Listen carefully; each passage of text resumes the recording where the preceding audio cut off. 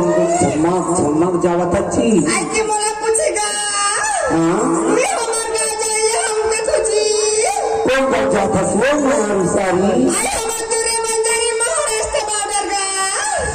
लेना भाई क्या बात नहीं बताना आई बताते लगा था जी लेना बताना सारी आई मैं कहते पूरा मला देखा था वसिया कतरे ना बंदा धर के बैठे थे ना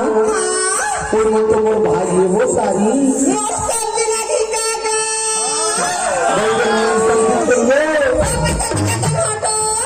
का कथा जी अरे तीर क्यों चला क्यों तलवार चला के दी का चला के दे अरे तीर क्यों चला क्यों तलवार चला के दी अच्छा अच्छा अरे मार के सब तेरे दिल में सच्चे पटाख मार के दे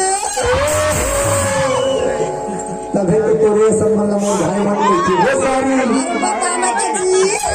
अभी खेतों में पानी दिया जाता है खदानों को नहीं अरे काला किया खेतों में पानी दिया जाता है खदानों को नहीं ऐसी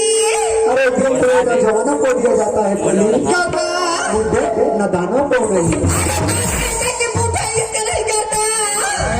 बाकी है वो अरे कौन कहता कि डॉक्टर इसके नहीं करता अच्छा अरे इसके करता है मगर कोई शक नहीं